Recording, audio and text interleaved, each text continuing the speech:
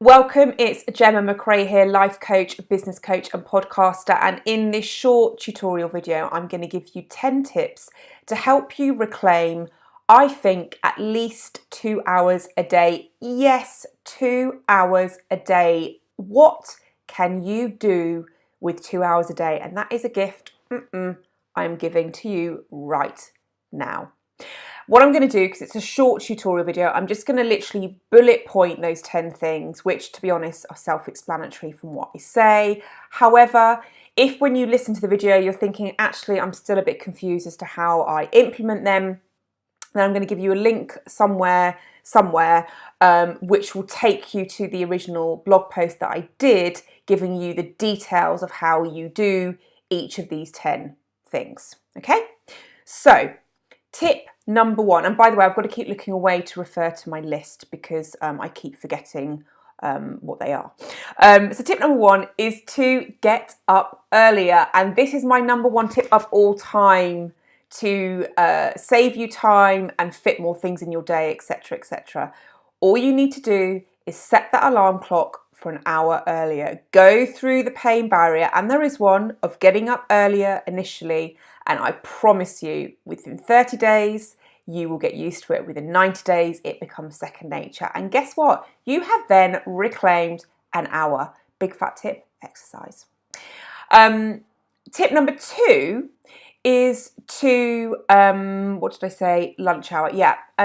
You have a lunch hour, I'm sure, at work, and I suspect you probably use that lunch hour to eat and to catch up with your colleagues, and that's fine. Obviously, you have to eat, and it's really good to catch up with your colleagues, but try and keep the catching up with your colleagues down to maybe one lunch hour a week. Use the other lunch hours, Monday to Thursday, to actually get done. Do your chores, go to the gym, make the phone call that you need to make, write your book, do your homework, whatever you need to do that you'd normally do, say, in the evening, do it in your lunch hour. Tip number three is a brilliant one: bulk cook. So when you go and cook a meal, what I normally do is I always buy double the ingredients anyway, but sometimes now I actually triple the ingredients, even quadruple the ingredients, because for the effort that you're putting in, the extra effort of making maybe triple, quadruple, whatever, it's minimal effort for actually maximum output. So what you will do for the time you're taking, and probably just a tiny bit extra, you're not getting your one meal or your two meals, whatever you were cooking for three meals. You're getting 12, 16, 20, 30, 40 meals maybe. So tip number three is to bulk cook. Tip number four is, and I'm going to literally scream it, get a cleaner. I don't care if you have to rob Peter to pay Paul. Juggle your finances somehow and get that cleaner.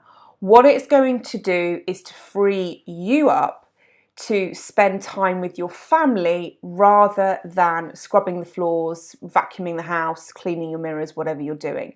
Now, if money is short, it could be that you have to really work out how you do this, but at the very least, get somebody in at least once a month to come in for an hour or two and deep clean your kitchen, for example. It's going to make you feel so much better about life and free you up. Tip number five is double up. This is productivity hack tip 101. So while you're doing one thing, do another thing. And I'm quite careful when I describe this because I don't want you to be one of those people that's frazzled because you're doing too many things at once. No, this is just about you being savvy. So what I do is, for example, I will listen to an audiobook whilst I exercise. So I'm achieving two things at once. Or I will maybe catch up with my friends whilst I am driving somewhere, or I will catch up with my friends whilst exercising. We'll meet for a walk. Another thing that I do is I will do squats or lunges whilst doing my teeth, cleaning my teeth morning and the evening. You get the drift. So what I'm doing is I'm thinking about things that I can consciously do together that is going to save me time and is efficient. Efficient is my favourite word. Tip number 1, 2, 3, 4, hang on, where are we? 1, 2, 3, 4, 5, 6 is be strict with your time. And you can do this as little or as not as you need to do without being anal. I personally am really quite strict with this. And what it means is just be conscious about your time and try not to be too relaxed about how you spend it. Again, I don't want you to become one of those frazzled, like, really uptight people. No.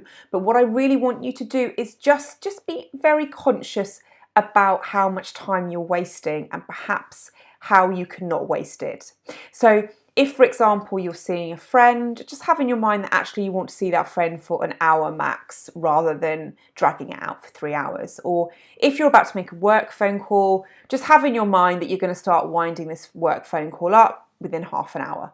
For example, just little by little, gently, just try and just be more time conscious and try and save time. Tip number 7 is do your food shopping online. It's something that I was really late to the day in doing, actually, and it saved me so much time, because if you've got to travel to the supermarket and then you've got to actually physically shop and then queue up normally to pay, you could, I don't know, take an hour, even 2 hours to do it. So no, literally join now, get an online shopping account and do it that way. Boom, boom, boom, click, it's done within 5-10 minutes and it's delivered to your door. Tip number 8 is reduce that TV time, as in probably box set is the most appropriate term nowadays, and Netflix. Just try not to binge watch your TV every single evening. It's not doing you any good. It's bad for your posture. It's bad for your health. It's wasting time. I can guarantee you're not feeling good because you're wasting, you know you should be doing something else. So by all means, binge watch. I enjoy a good binge watch, but I leave it to the weekend. Try and just, Monday to Friday, reduce your TV box setting Netflix time to, I limit myself to half an hour a day. I'll leave it up to you, but just reduce the time you're spending in front of the TV. Tip number 9, a little bit wishy-washy, but I think it's important to just touch on it, is just get organised. You can save yourself a lot of time by just kind of organising your life.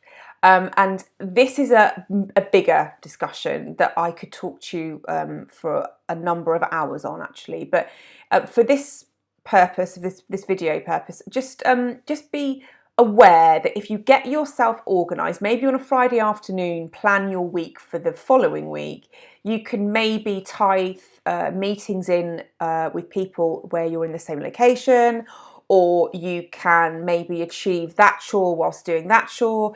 So the synergy in your time and what you're doing, if that makes sense. And finally, the biggest rabbit hole time waster is, social media. Cut that down.